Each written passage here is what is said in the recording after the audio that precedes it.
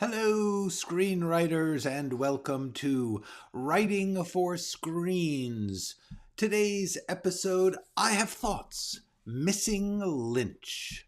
My name is Glenn Gers, and I am the Chief Operating Everything here at Writing for Screens, a channel devoted to trying to take the skills and tools and insights that I gained in a 25-year career working for TV and movies, trying to pass them on to you on my way out of the business. I have tried to boil some of these things that I had to teach myself down to short lessons, little videos. There's about 50 of them. Here's a little screen grab of the main page of my channel. And if you look closer, there are playlists. If you scroll down on that page, you will find the first 3 playlists are Screenwriting Essentials, Screenwriting Tools, Skills, and Craft, and The Process, Being a Writer. Those 3 playlists contain about 50 10-minute videos. 10-ish minute videos, each one on a particular topic. The topic is in the title and it is the thumbnail. So you can just scroll through and look and say, oh yeah, genre, flashbacks, dialogue, structure, outline, all of it is in here. Everything that I could think of to talk to you guys about, I have tried to make very, very clear and simple and flexible. This is not about learning a system. There is no system. There is no right or wrong way to be creative. There is just a lot of skills and tools and experiences that we all try to share with each other in the hope that they will be useful. You have to check them out and see if they work for you. So that is what this channel is all about. I urge you, I beg you to look at those videos, those 10-ish minute videos in the first 3 playlists. That's where everything that I could think of to share with you that might be helpful as a writer is. I spent years putting those things together. It takes a long time to say very little, but then having done that, I started doing live streams every Wednesday now at 1 p.m. if I can make it Pacific Standard Time Zone. I come on here live and discuss something different every week. This week, we are talking about the passing of David Lynch, and then I will open it up to Ask Me Anythings, because that's the kind of thing I do.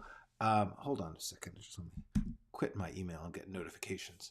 So that's it. That's what we're doing today. That's who I am. That's what we do. Happy Wednesday to all of you. Look, there's a bunch of people I'm going to say hi to. Hello, Sonia. Hello, Pelicans. Hello, Michael. Mark Burton is here. Thanks for coming back. Yeah, I'm back. As a 49-year-old bachelor, can you recommend, wait a second, how to write fantasy for the new sensation of fantasy romance? I will consider that question having finished my topic of the day. Hello. Hi, Nathan. Good to see you. Yeah, it's a thing. That's for sure. Hello, Burgundy. Good to see you. Hi, Donna. That's great to see you here. Hello, everyone.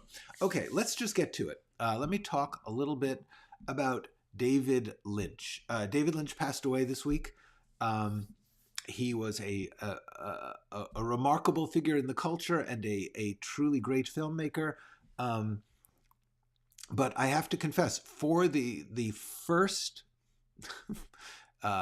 50 years of my life, I didn't get him. When I say I was missing him, I mean I missed it. I didn't get it. Didn't think it was interesting. For most of his career, which I was around for him, and I remember when Eraserhead came out. So for the entire extent of his career, I mostly dismissed David Lynch as a certain kind of artsy person who is deliberately incomprehensible. And this, the type of person I'm talking about is someone who is essentially using weird art to get attention for themselves. And I felt that was what David Lynch's basic thing was. And I was like, who cares? I do not care about this at all. The important thing that I have to say about this is I was wrong. I did not get it. I missed the point, which was the inexplicable, inarticulate dream nature of all of his work. And that is a powerful, powerful thing. But I was very, very focused on Hollywood storytelling, on standard story, on central characters, on plot, on structure, on craft, all of the stuff that I loved. And I did like other things sometimes, but I had a hard time recognizing that there were even other forms of narrative, other forms of cinema. I was so locked into this is the right way, this is the real way.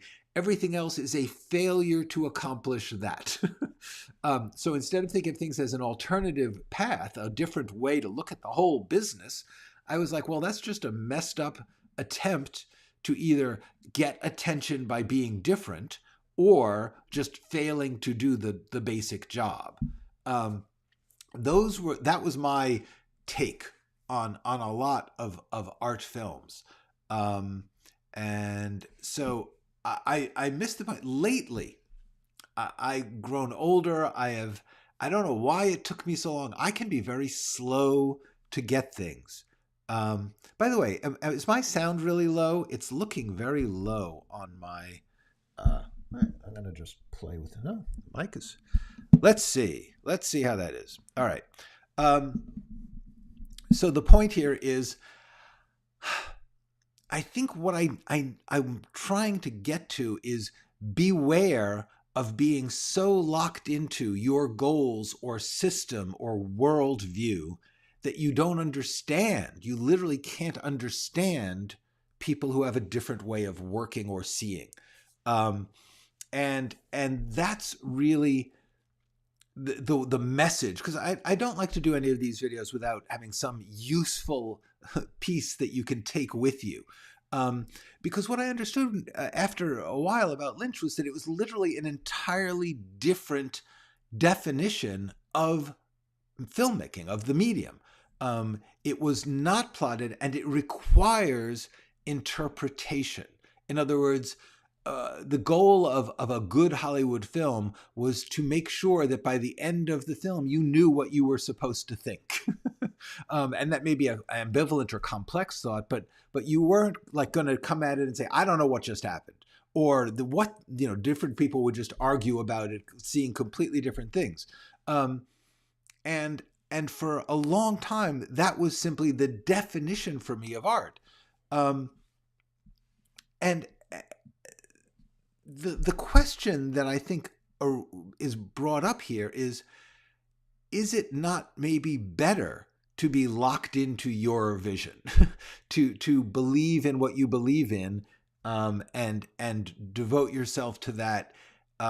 Is it important to be open-minded to radically different ways of working or understanding your medium? And there's an argument to be made that you can't do everything. You can't be everything. You can't have simultaneously different views of art and be able to function. Because if you really, really hate plot, you can't make a plot. But if you really, really are open to both, then how do you both have a plot that's not a plot? Doing creative work requires a certain conviction, a certain commitment to a belief that what you are doing is the right thing to do.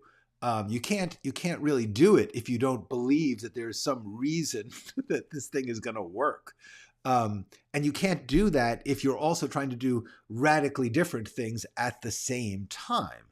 So maybe it's not good to be too open-minded. But I just don't believe that. I can't believe that. I believe that there is a frame of reference you use when you are creating, where you say, I am choosing this conviction. I am choosing this belief, this system, this understanding of the art form, and I'm going to work with it. That doesn't mean it's the only one you know. You're allowed to, like, you can be a deeply religious Catholic or Jew and still understand Buddhism. You can still understand atheism. Hopefully you can understand the alternatives and believe in what you believe in. And I think that that's really the most important thing that I want to express to you is, if you are afraid to think of anything outside of what you believe, you might actually still do fine work. I don't know. I can't endorse it. For what it's worth, my endorsement is, it is a good thing as an artist, as a person, to have as many tools in your toolbox, as many understandings of things as you can. That doesn't mean you don't believe in one, but you shouldn't be afraid, excuse me, to know other things. And that's really the key that I wanted to. That's like the lesson I wanted to do here. On the topic of don't be so sure that you have mastered anything, I recently was looking at the Paris Review. The Paris Review is a magazine. It's a quarterly magazine that has been published since the 1950s, in which they interview literary figures. That's not all they do, but that's one key thing, is they have these in-depth writers at work interviews. And over the decades, they've collected a massive library of really fascinating interviews with some really interesting people. So there used to be published books collecting some of those interviews. And I remember having them in the 1980s and really liking them. And then at some point when moving from one house to another or something, I got rid of those paperbacks. I had 3 paperbacks of these collected literary interviews. And recently I was like, I really wish I could read those again. I'm a different person. I want to reread them. I found out that the archive is on the Paris Review website if you will subscribe. So I subscribed for a year just to get the access to these interviews. And I've been collecting them. And I looked through the ones from the 1980s, and I saw a bunch of names of novelists: William Kennedy, John Fowles, John Gardner, people from the 70s and the 80s who were the biggest figures of their time. They were very important. They were they were like that was who you were. They were viral at the time. I guarantee you, except for some old folks or some extremely arcane literary types, nobody's heard of them now. And they were bestsellers. Okay, John Fowles, William Kennedy, they had #1 best-selling novels, and they were taken deeply seriously. And nobody knows. So the thing about this is that even if you are locked into your system of beliefs, things are going to change. The world is going to change around you. And so whatever your belief system, if you are lucky enough to live long enough, you are going to find it challenged by change. And that's really, really important to remember. So that's just the one thing I'd say is just the message I have here is keep an open mind. If you run into a work of art that is completely incomprehensible to you or just annoying, it's just pissing you off, ask the question, what is it that they think they are doing, that they are trying to do, that I find so outside the bounds of worth? And why do I find that useless? And what are they getting from it? The thing about David Lynch, I have not seen that much. I have seen Blue Velvet. When it came out in the theaters, I saw it. Then I saw it again once or twice. Blue Velvet is a marvelous, marvelous movie. Mulholland Drive, which I saw on video and was like, I don't understand this at all. Piece by piece, it's remarkable. There are certain sequences that are just like stunning. but it's like there's a comedy up against a tragedy, up against a film noir, up against an erotic romance. There's all these things going on, which of course is the point. And I couldn't understand that entirely when I saw it. Twin Peaks, when it came out, I watched it on TV. That's how old I am. I watched it on television. And The Elephant Man, all these things when they came out. But then the reason that David Lynch returned into my sphere of knowledge was David Lynch was the guiding spirit of an MFA in screenwriting program at a university in Iowa, which is devoted to transcendental meditation. And they have within this university a school of screenwriting. And I was asked to teach there for it's a remote MFA program. So they come and they gather for 2 weeks at a time, and then they go back everyone goes back to their lives. During that time, I came out for 2 or 3 days, 2 or 3 times over the course of years, and did a little intensive, this is what I know. What's interesting is that the program was based in the excellent screenwriting stuff, but also a belief that David Lynch insisted that everyone also learn meditation, transcendental meditation. That was part of the required curriculum. You had to learn meditation, and you had to do it while you were taking the classes. Like they would have classes and they had a break for meditation. Because David Lynch truly, authentically, deeply believed in the value of meditation.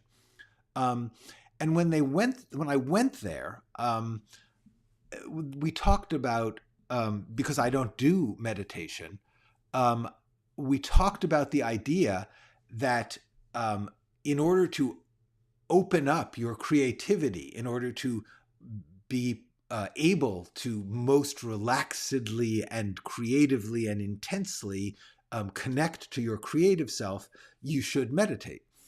And I thought this was fascinating because for me, doing the creative work was the meditation. In other words, in my anxious, anxiety-ridden, chaotic, it wasn't chaotic in my head. My life was very middle class, but my emotions were very chaotic. I found that art was the thing that helped me relax. It helped me even out and to be able to accept all emotions. And so for me, reading, listening to music, watching a movie was the first step. But then very, very soon I was like, I want to do that. And doing that became my form of meditation. It took me, as I've said in my videos, it took me decades to become comfortable with the process of writing. And I've tried to talk about that here. The idea that the process, the ritual of writing is essentially a form of meditation. It's a form, and as you do it the same way that one would meditate. For me, I don't want to meditate to get to the art, because the art is, I lucked into a sense of ritual transcendence through the process of creating stuff. So for me, if I do art every day, it's like I have meditated every day. So I thought this was an interesting thing, because I was not in any way trying to cut down meditation. I was simply saying I grew up with a weird, odd way into essentially the same practice, just in my own way. Doing the art became the meditation. David Lynch wrote a book about this called Catching the Big Fish. It's a really nice little book about creativity. I strongly recommend it. Catching the Big Fish by David Lynch. Very small, little, wonderful creative book. Anyway, so the one thing about Lynch and teaching and catching the big fish that threw me off was he had a unique experience. He pursued the most personal and idiosyncratic and creative art he could. In other words, and I don't think he didn't do it out of calculation. It was his need and his instinct. And whenever he tried early on in his career to be more conventional, it drove him nuts and he hated it and he vowed never to do it again. But the point is, what he teaches sometimes is you have to trust your artistic instincts. You have to go fully into your artistic vision. And his at least partly unspoken point is, if you do that, you will be rewarded, because that's his experience. He made Eraserhead, one of the weirdest dreamlike movies ever made. It is shocking. It is disturbing. It is gorgeous. It is crude. And I don't mean crude in a like bad behavior sense. I mean like physically, like it was cheap. It was indie. It was handmade, and yet it is immensely powerful as entering a dream state. That, because it was the 1970s, opened doors to him right into The Elephant Man, in which he was supported in his vision. Because it was the 70s, because it was a time when auteurs and odd artists were in fact supported. It's the same, that it was a very, very brief time. And honestly, a great deal of what was supported is very hard to take. But Lynch got his support, and that support allowed him to make Elephant Man and Blue Velvet. And once he had done that, he had hits. He had a codified, bona fide value to corporations which made things for money, and therefore he could say, look, here's a David Lynch audience. They're going to pay to see David Lynch stuff. Plus, it's critically respected and people think it's neat. And so therefore, it was a time when cult movies were a division of indie and as such could be financed. This is no longer really that true. So I don't really know that you can honestly say you will be rewarded commercially and power-wise for being a weird artist. Maybe you will, maybe you won't. Ari Aster was. There's hundreds of people who aren't. No way to know. I still believe that he's right. You should bet on it. You should try. You should pursue it. Because my vision of this is always the same, is to say, you may or may not get rewarded commercially, but you will be rewarded with the reward of doing the thing. You will be rewarded with creating something artistic, which will, even if it only connects to a handful of people, that's the reward. And that's really, to me, that's very important. And it's adjacent to what he's saying. His experience was weird in that he was lucky deal that he got. And there were a bunch of those in the 70s and 80s where people just got lucky, got support for being weird. So on this topic, Kyle MacLachlan, who's an actor who worked consistently with Mr. Lynch, he wrote an essay about Lynch in the New York Times. I'm going to read some of that. You can, if you want to read the whole thing. But I really felt like, wow, this says so much. This says what I missed. This says what I now appreciate about David Lynch and what I wanted to communicate to you about the value of not closing your mind. Because what MacLachlan is talking about in this essay is a kind of art that I didn't allow myself to include in my definition of art when I was pushing the hard line of regular story structure. By the time you guys met me, I'd given that up, but for many decades, that's how I thought. Anyway, this is from Kyle MacLachlan, New York Times essay about David Lynch. No, I didn't always understand what we were making. Sometimes I'd get a sense of it, and then, like on a breeze, it was gone. Other times, it seemed to exist on a plane that I wanted to reach, but couldn't quite articulate. But eventually I realized it didn't matter. Though my lifelong friend, collaborator, and mentor, David Lynch was as eloquent as anyone I'd ever met and a brilliant writer, he was not necessarily a word person. I think he just found them insufficient, one-dimensional, not up to the job. It's why he never wanted to explain his work. He wasn't trying to be surly or obtuse. That was never David's way. He loved connecting with people, meeting them where they were, sharing time or space or consciousness. It's just that explaining his art after the fact seemed antithetical to the very point of making it. David knew that anything he said would be putting his thumb on the scale, and he wanted, that's an expression meaning changing your perceptions of something or tilting the argument. And he wanted people to experience his work on their own and take away what they wished. If words were sufficient, why would he have spent the effort and the time and the millions of dollars making it? Wouldn't words have been so much easier? David didn't fully trust words because they pinned the idea in place. They were a one-way channel that didn't allow for the receiver, and he was all about the receiver. It's why David was not just a filmmaker. He was a painter, a musician, a sculptor, and a visual artist, languageless mediums. When you are outside language, you are in the realm of feeling, the unconscious, waves. That was David's world, because there's room for other people, as the listeners, the audience, the other end of the line, to bring some of themselves. To David, what you thought mattered, too. He was drawn to mystery because he understood mystery as a conversation, a collision of differences, interpretations, perspectives, not a message sent down from an all-knowing source. A mystery leaves room for other people to get in there, is a two-way communication. It's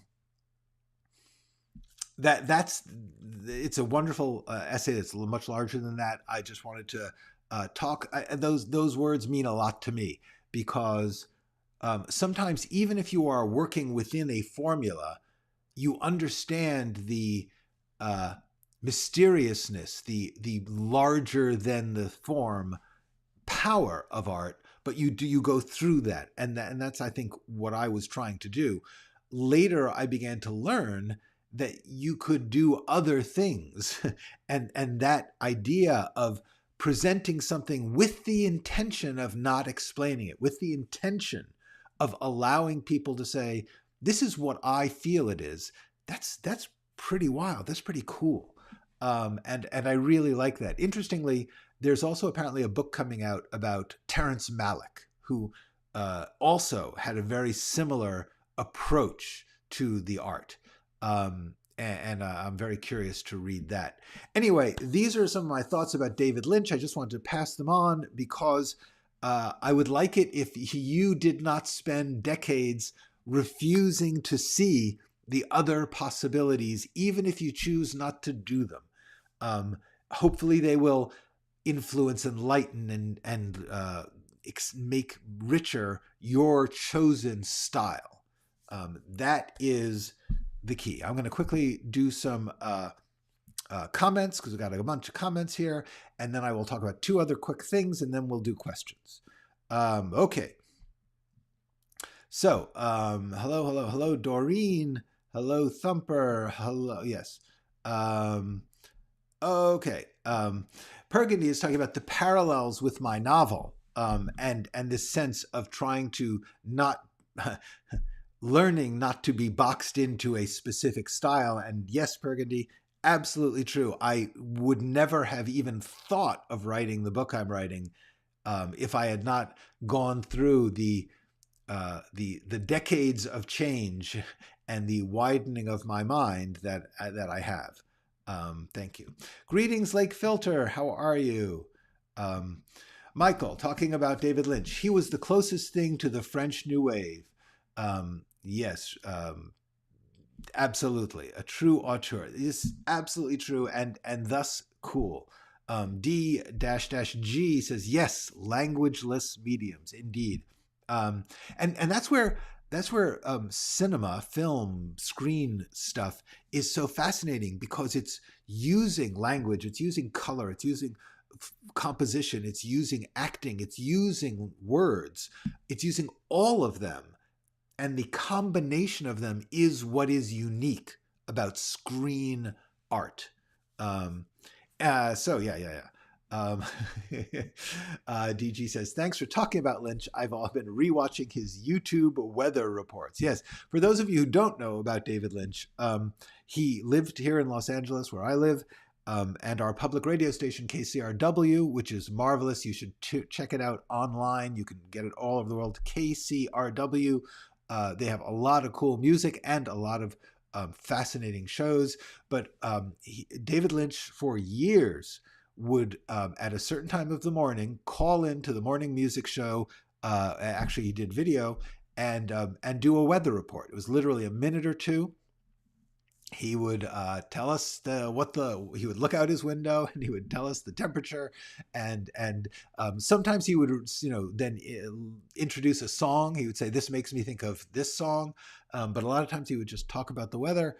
And there's a lightness and a delight. I used to listen, I listen to the radio in the morning and hear him do the weather. It was pretty great. And you can go on YouTube, look up David Lynch weather reports, and see him doing these. It's a blast. Okay. Donna says, thanks for sharing that, Glenn. It's immensely beautiful that Kyle really saw David and felt his way too. Being a unique, eclectic human being and artist can feel very isolating. How great you saw him too. Thank you. Yes, I feel like it's important, because the thing is, I grew up in New York City in the 1960s and 70s, being weird, and then into the 80s. Being weird, being artsy was a thing. There are a lot of people doing it around my neighborhood, but it did feel often that people were being artsy for the sake of being attractive, for the sake of being interesting. And that grinds my soul down. I don't mind it, because it is interesting, it is attractive, it is fascinating, but it conflicts with, I believe, the value of art, which is to authentically say things and to authentically struggle with them. And if you're just trying to get attention by being weird, you're not speaking truth. You're just being a narcissist. So, for instance, John Waters is authentically weird. Francis Ford Coppola is authentically weird. I think good artists are authentically weird. I believe that David Bowie was authentically weird. There's still tons of people out there. And you never know. Sometimes you judge people. It's easy to judge people. And one should be, you're going to judge, it's fine, but you should be careful about that judgment, because, as I said, I spent decades blowing off David Lynch, not getting it at all, not watching a lot of his stuff. I am now very curious to see Wild at Heart and Inland Empire. Inland Empire, by the way, just going to mention this. Inland Empire, I remember when he did it, because I was interested in digital filmmaking at the same time. Lynch was one of the first people who said, I want to shoot on digital video, just when DV was just starting, when it was called DV. And it was relatively crude, visually nowhere near as snazzy as it is now.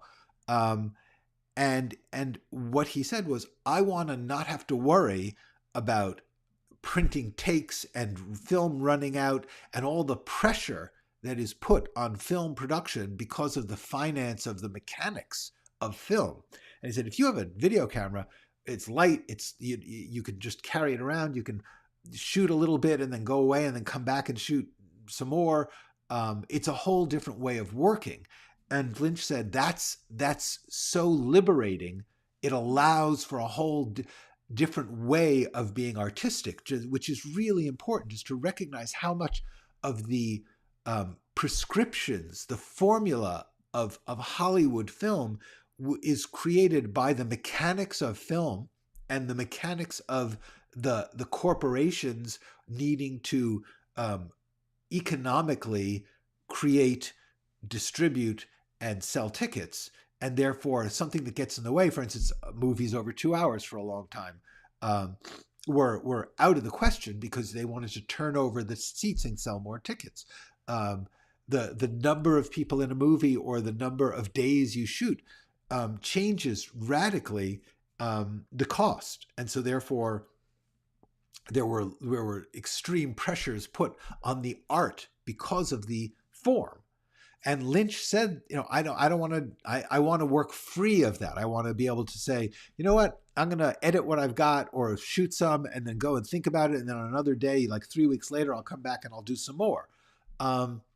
And famously, he went to get financing for this project he was going to do on digital video.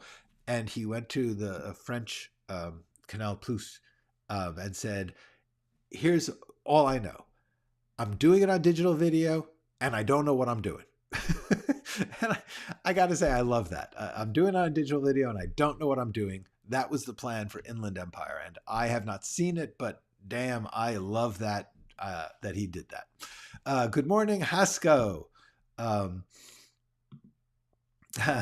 Michael says, I took a class from a filmmaker who was part of the avant-garde movement in the early 60s. It was all about shock. Yes.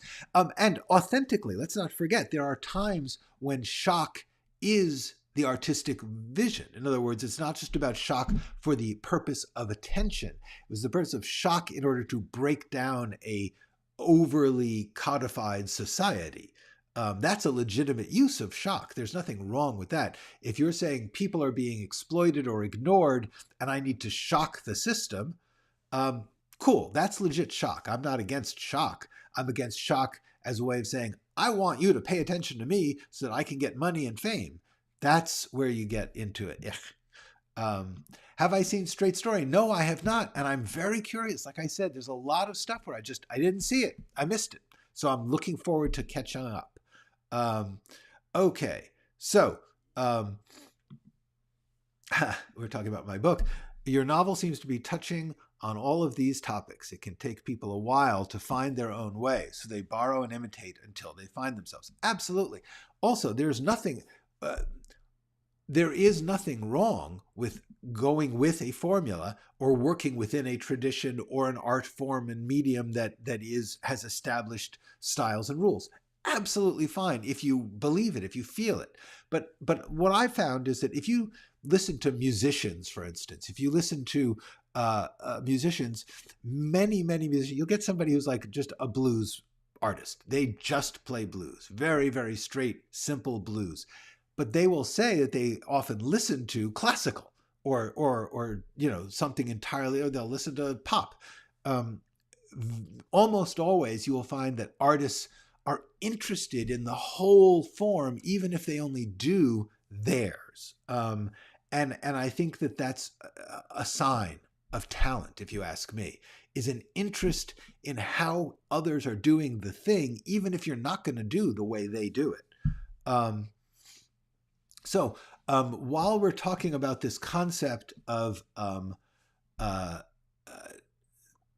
doing things simply to get likes, to get attention, to get money, I wanted, there's in the description of this video, I have posted a link to a Substack, a guy named Adam Alexic, who is also called the Etymology Guy. And he goes, he did a TED Talk, which I believe this is the link to, but he's mainly on Instagram and Substack, and he will talk about the etymology of a particular word, and he talks very, very fast.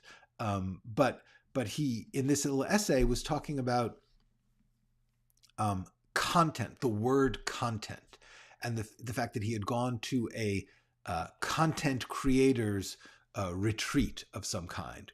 And he said he left it feeling absolutely sickened by the use of the word content and the meaning, not just the meaning of the word, but the use of the word in our culture has become indication of the way that the distribution business, the platforms now look at content. In other words, I'm just going to read you a couple of paragraphs of this thing. To me, content is a means to an end, not the end itself. I make linguistics videos not because I want to make videos, but because I want to communicate about linguistics. Increasingly, creatives are being subjected to the phenomenon of influencer creep, having to act like the industry's idea of content creators in order to share their work online. Unless we recognize content as a commercialized buzzword, we can lose sight of the underlying message, the real content. So when Netflix is trying to get you to watch its content, they are thinking, we do not care what it is. We care that you want to see it. And therefore, we'll switch out a war movie for a rom-com on a minute's notice if it seems like that's trending. Not because we believe in one or the other or even understand that there is a difference between them. We don't care. We just want clicks. We just want time spent on the platform. And that is dangerous because you get a lot of advice on how to optimize that. And very often that advice, while good for your content in the sense that you can produce more content or produce content that is more likely to get attention, but it's going to be worse for the actual content. In other words, if the content of this live stream I am doing right now, the content is about teaching about screenwriting, about writing for screens. That is my goal, and I struggle a great deal with the fact that I know that I am going to never have that big an audience because I am not doing the things that would get more attention because it would become there's only so many people who want to write for screens, and only so many people who would learn about it through a screen. A lot of people learn about it from books.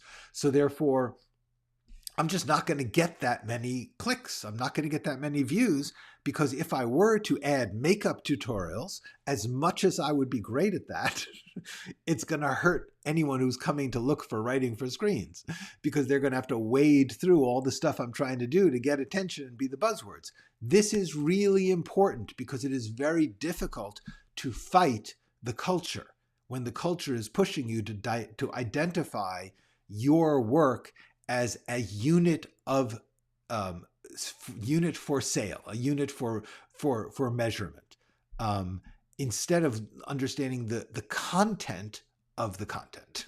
That's the point of that essay. I just thought it was worth talking about. Briefly also, I was listening to a podcast about something. I can't remember what. It was the Ezra Klein Show. It's a podcast. And he was talking about attention. And he was and the whatever expert he was talking about mentioned that one of the things that life that gives us all great pleasure is doing something by rote, by familiar. If you do the same thing all the time, it actually gives a deep sense of pleasure to our brains. To do a familiar thing, to wash the dishes if you wash them the same time or way every time. After a while, we get a pleasure, a distinctive pleasure from the sameness. We also get a distinctive pleasure from novelty, but it's important to remember the power of sameness, the power of familiar routine.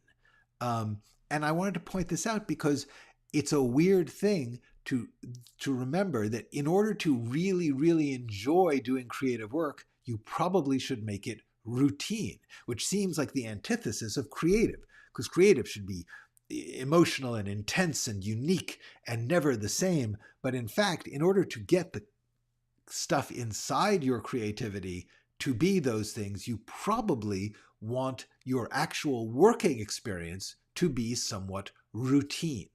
I just thought that was an important thing to mention. Okay, so let me get into the comments, and then I will try to answer about the question that we had about fantasy romance. Okay. Hello, Moria. Mort. I'm very glad that you are listening too. That's really nice. Thank you. Have you seen Baby Girl? I couldn't recognize character flaws evolving and being solved. Well, I don't know. I actually could. The hero's journey wasn't present. I don't think so. Very interesting to me to see how that could work in film. Um, I have to say, I don't. I did see there was a specific arc that, without spoiling too much about Baby Girl, I would say that there was an arc of a person who had a buried secret, a secret desire, a secret uh, part of herself, which this other person recognized, drew out of her, which forced her to present this hidden part of herself to those in her life. I would say, and without, like I said, without giving away too much, and without endorsing this, because I do not know that I believe that Baby Girl sends necessarily the best message about these topics.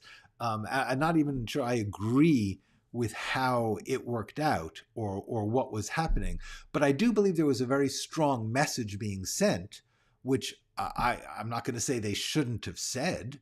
I think that it's an interesting message. I don't know how much I agree with it, in some ways, but it was cool that it was even being brought up as a question, as a problem. Anyway, I would say that I believe that this character does have a I don't know about characters' flaws. You see, this is one of those things. There's a rule: character flaws have to be solved. First of all, I think that there is. The flaw was her not admitting her own desires, but um, the idea that every story is about a character with flaws who has to solve them. Not sure that that's always true. Some stories just aren't about that. Certainly, David Lynch's aren't. Anyway, but yeah, no, I thought Baby Girl was okay. It didn't. There were problems in it, but I did truly think that the intention of focusing on this feeling and this relationship and the misunderstandings, that to me what was really powerful about it was the fact that different people saw this situation in radically different ways, and you had to respect that. Anyway, that's just what I got out of that. um, Michael says, I was in Paris for a few weeks and noticed the French view of art is very different from the Americans. The French view art differently from Americans. Absolutely true. The French will be the first to tell you that. And so will the Americans. Everybody gets on this. Yeah, no, France, Japan, Korea, Canada, they are all, everybody, and within all of those places, there are other subcultures. There's tons of different ways to view art. And that's the key, is to recognize that for a while there, movie art was more or less controlled by 7 companies in Los Angeles. And that was a weird circumstance. Just like for a few centuries, written culture was almost entirely controlled by a few monasteries in Europe. Certain historical periods, the culture gets controlled by different groups for socio-political reasons. The important thing to remember is that there's a big world out there. That's what I say. Are there many others in Hollywood, like Lynch, that espouse the importance of transcendental meditation to the screenwriting process? It seems popular, but not heavily dismissed. Thank you, Old Planet Media. About screenwriting, not so much. Honestly, nobody talks to screenwriters. There's very few interviews with screenwriters. There certainly are screenwriters who are quite interested in it. There are quite a few celebrity, like actors and directors, who are much more into meditation, more publicly. Richard Gere, famously. There's a bunch. Not as many publicly proselytizing it as Scientology, for instance, which has its devotees. But anyway, the point is, there are certainly many in Hollywood who are interested in meditation or devote themselves to it in their own personal life and work, but the very few are as public about it as David Lynch was, although Richard Gere definitely was. Hi, Adam. I don't mind if you're late. This will always be here on infinite replay. I have a second channel for my makeup tutorials. Yes, absolutely. I might yet. You never know. I might want some attention. I usually develop character on the page, but I'm wondering if you find it useful or wasteful to write a character diary or conversations which don't appear in the script to develop the understanding of character voice. I have watched all your character videos. Saw that coming. I do discuss this in my character video called Character, but my answer is it's not a waste of time if it helps you. My feeling is there's no strict rule. You don't have to do a character biography, but sometimes it can be a helpful experiment. And so it's not a waste of time. I would say be careful about doing it instead of doing other work. That's the only thing I would say about any such exercise, is none of it is a waste of time unless it is removing the work on the other thing. That's when it would actually be a waste of time, only because you must get the writing done. But if you're going to get the writing done, then spending some time doing character monologues or improvs or whatever else you want to do, great, absolutely, why not? Let me put it this way. I once tried, when I was a teenager, I always thought I had to make maps of the locations of whatever I was writing. I would spend a lot of time drawing intricate floor plans of the buildings or maps of the properties. It was absolutely, and the thing is, I didn't then write the work. I didn't write the story. I just had this map, and then it just seemed too much, and it was too hard to, and I needed to spend more time working on the writing before the map made any difference. The map is wonderful if I did the writing. That's my answer.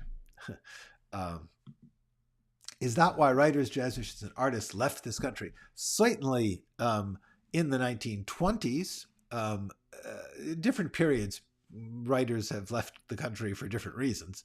But in the 1920s, famously, a lot of artists congregated in Paris. Paris was the place where modern art of all types, poetry, fiction, plays, painting, were all happening. Music, theater, ballet. It was all happening in Paris in the 1920s. So anyone who was feeling frustrated with their world, and there were people from all over the world who came to do that, they ended up in Paris. There were, at different times, different places where culture tended to bubble up.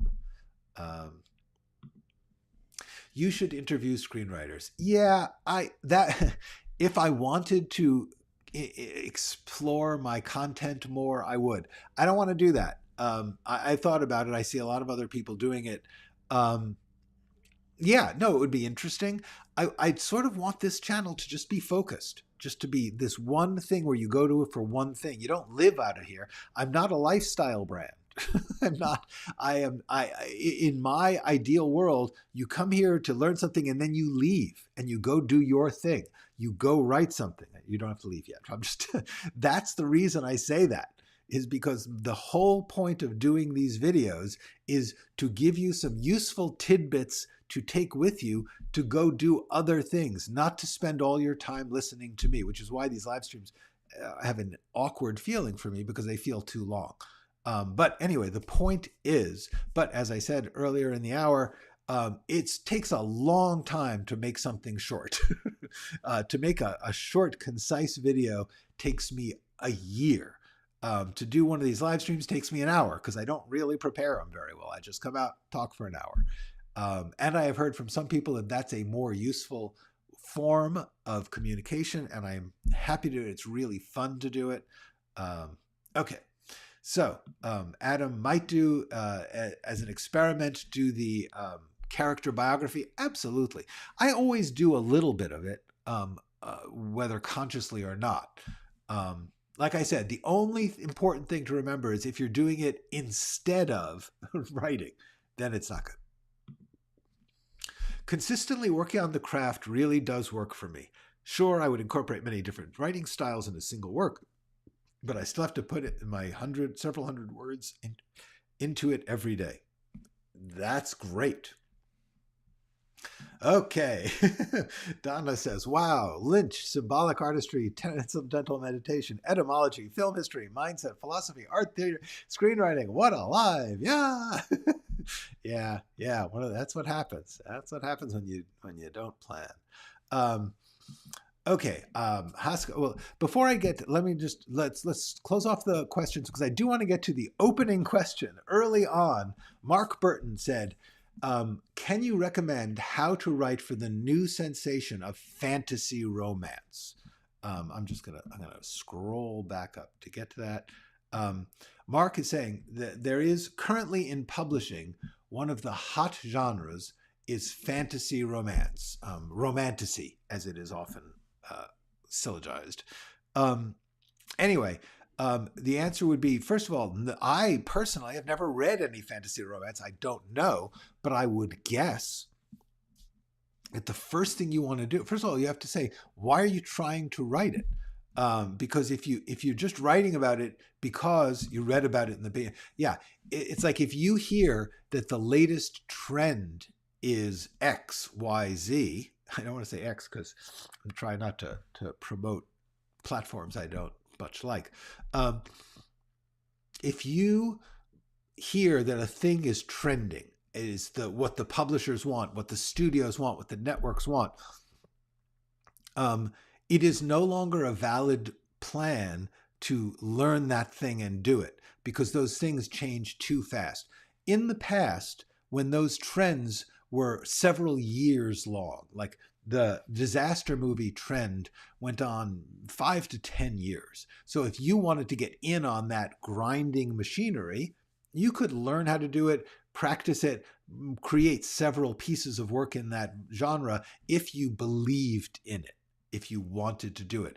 I strongly advise you to not do anything, even if you could do it, that you're simply doing for cynical reasons to get the attention of publishers or to get in on a current wave.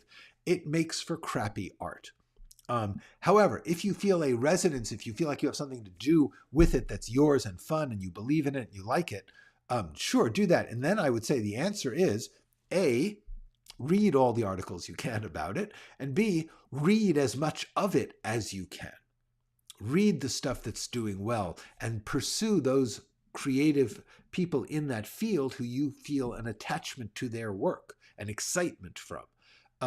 The way to learn how to do any particular art form is A, glom it up, take in as much of it as you can, and B, do it. You have to do it. You have to do it a lot of times. You have to write a bunch of them to get good at it, but you certainly have to read a lot of them and say, where is this pinging in my mind? What am I seeing as the center of it? And there will be certain rules. There will be, in a Western, there's going to be a showdown. In a Western, there's going to be a frontier, whatever it is. In a fantasy romance, I guarantee you there are going to have to be fantasy aspects and romance aspects. Beyond that, you're going to have to study the form as it is currently hitting the world. So that's my answer, Mark. Do not pursue any subgenre or fad because A, it will create, unless you authentically feel excited by that type of work, don't do it. And B, they change way too fast now. Like the romantasy thing is hot, but literally just a couple of seasons ago, other things were hot. Vampires, zombies, the bondage romance, all sorts of different things are getting their play. Sci-fi romance. Who knows? What I'm saying is, do not pursue a fad. In this time, they just happen too fast. Okay, it will be over by the time you can learn how to do it. Haskell says, I remember a making of The Name of the Rose where they said they were surprised that the dialogue in the book had exactly the right length for the scenes. Umberto Eco, the author of the book, said it was because he drew detailed maps and failed he wrote the dialogue to have to be the distances the characters walk. That's really funny. It wouldn't surprise me. Eco is a fascinating writer. Yeah, that's wild. But the thing is, he wrote the damn book. If I did my maps and then I wrote the book, I would have been fine. What I'm warning about is doing the exercises that are supposed to lead to the book, but then not doing the book. because frankly, the book is hard and scary in that you do the maps partly to avoid doing it. So just don't do that. That's my worry. Moria says, for me, it's extremely helpful to delve deeply into my character's psyche. I essentially act as their psychologist, exploring their thoughts, emotions, and motivations through a therapeutic process. That's excellent. I honestly do much of the same. I do it in my outline, essentially, and in my notes. But and by the way, I still make maps, not always, but the main thing about it is, once again, there is absolutely nothing right or wrong about any of this outside of the text work, as long as you're also creating the story, as long as you're writing the words and moving on the project itself. That's the only thing. Tailored, yes, tailored. Yeah, type autocorrect. Hi, Sani.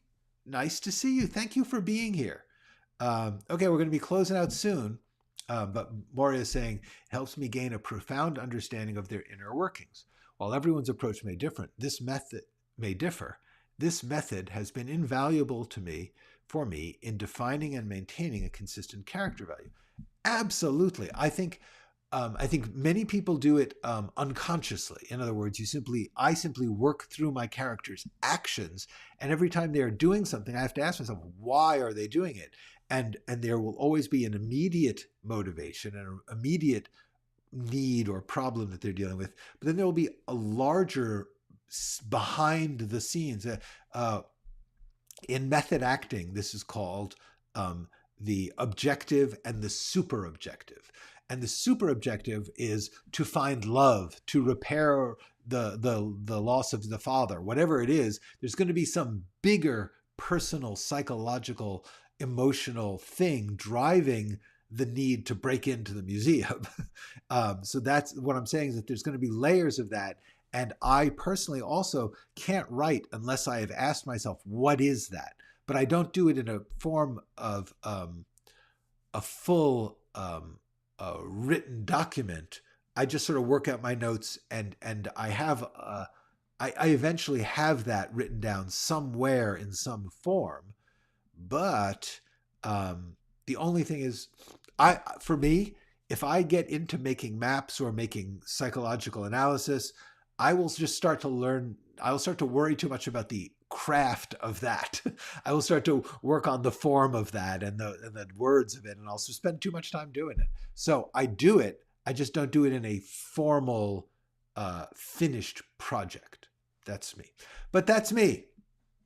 And this is me saying, as I have mentioned, that my goal here is to turn you back to yourself, to stop watching me, to stop thinking about all the things that you're going to take in, and think about the things you're going to do, the things you're going to put out. That is the goal. Be open about it, have fun with it, explore, and just have yourself a great week. I will see you next week. Until then, go write something. I forgot to put up my little card. Hold on. There we go. Go write something.